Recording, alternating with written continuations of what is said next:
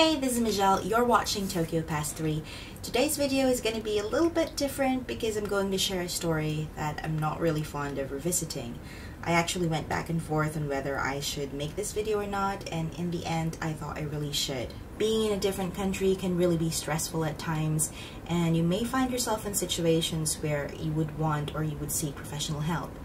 Obviously, you don't want to go to a scammer, and this is what this video is about. If it could prevent at least one person from making the same mistakes as I did, then it would have achieved its purpose. So buckle up. This is going to be a crazy story. So obviously, I'm going to talk about a certain person in this video, and for safety reasons, I'm not going to use his actual name. We're just going to refer to him as Dr. Loser. It rhymes with his actual name. Now, you're probably wondering why I wanted to go to a counselor in the first place. Well, my private life at the time was a real mess. I wanted to get out of a toxic situation involving a guy, and I got to a point where I would wake up and just sit on the edge of my bed and just stare at the wall for hours and just cry and cry, and I was tired of being helpless. And I thought that maybe going to a counselor would be the first step to feel better. And so I googled counseling in Tokyo, and surprise, Dr. Loser's page was at the top of search results. So I went ahead and scheduled, and not realizing that I was falling into a trap.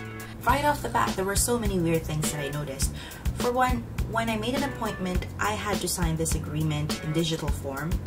And it had a disclaimer saying something like, please understand that while Dr. Loser is licensed in the US, he can only give counsel in Japan but not prescribe medicine. And I thought, you've been in Japan for a long time but you still don't have that certificate or that license to give medicine? That's a little bit strange.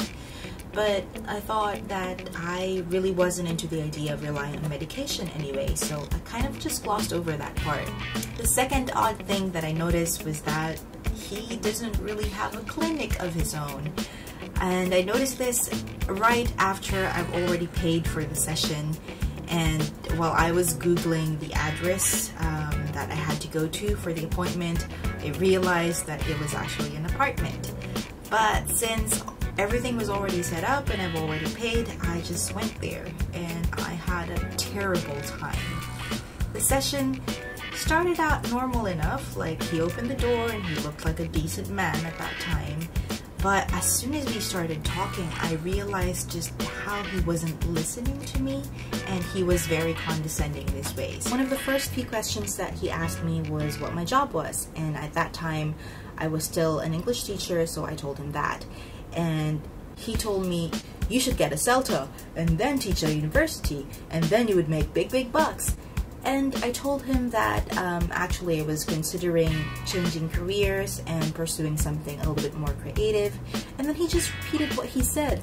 You should get a CELTA and then teach at university and then you'd make big bucks. Oh dear God, I don't have the credentials to properly diagnose someone, but what I really felt at that point was that this man has serious control issues. He's so frustrated with his own life that he's trying to control mine. And then we got to the real reason why I was there, and it was to talk about dating issues. And I've read books on psychoanalysis and psychotherapy, so what I really wanted to do with a professional was to explore how my childhood traumas were affecting my adult dating expectations. But instead, Dr. Loser gave me advice that was something along the lines of an outdated women's magazine. It was something like, you're not attractive enough, so you should cut your hair, you should lose weight, you should paint your nails. Congratulations, you have just proven yourself to be a misogynistic asshole. Now, if you could just read between the lines, that would be so perfect. Thank you. And that's not all. He also asked leading questions to come up with some random diagnosis. Are you clean or messy? I'm messy. Did you pay attention in school? Yes. I wouldn't get a master's degree if I didn't pay attention in school. But did you really pay attention in school? Sometimes I spaced out. Haha, I think you have ADHD. Oh my God. Towards the end of the session, I was just really so tired and just really wanted to go home. This was the very first time that I went to counseling, and it turned out to be completely horrible. And you know what? That's actually just half of the story.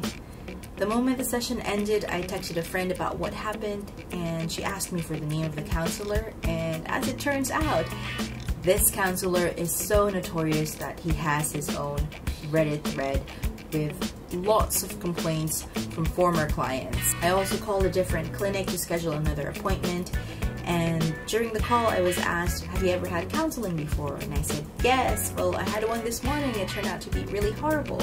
And so they said, oh my gosh, I'm so sorry. This doctor's name actually started with a letter.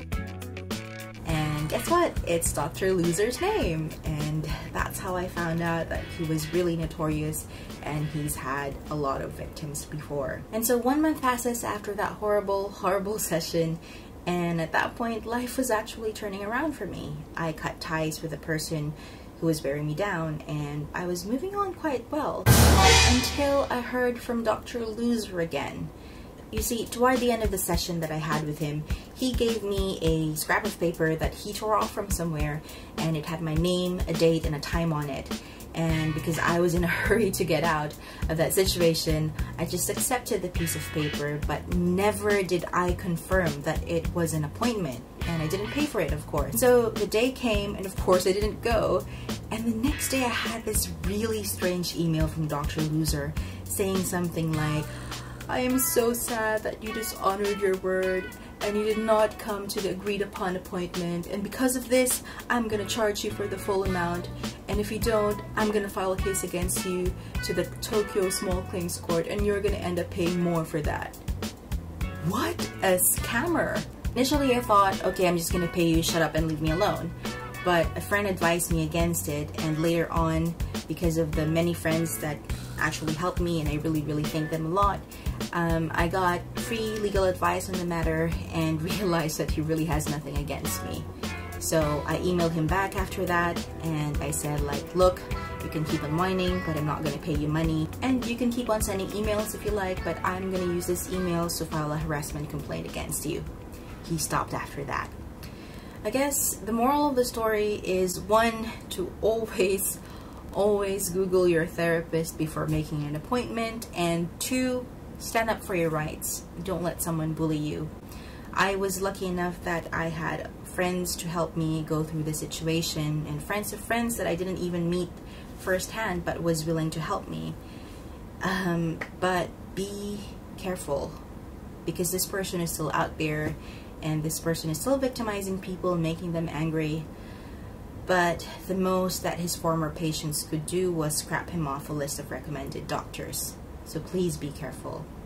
You know, I may be using humor now as I tell this story, but during that time I was going through all this, I felt really crappy and I was really stressed out. And that's life. Bad things will always happen. But you know what? What happens isn't really as important as how you shape it into something of value. Just like how I'm trying to turn this horrible experience into something that could probably help other people. As for Dr. Loser, well, I once thought that there's a special place in hell for people like him who prey on other people's vulnerabilities for a living. But he doesn't really have to go to hell, does he? Given how miserable he is, I think he's already in it.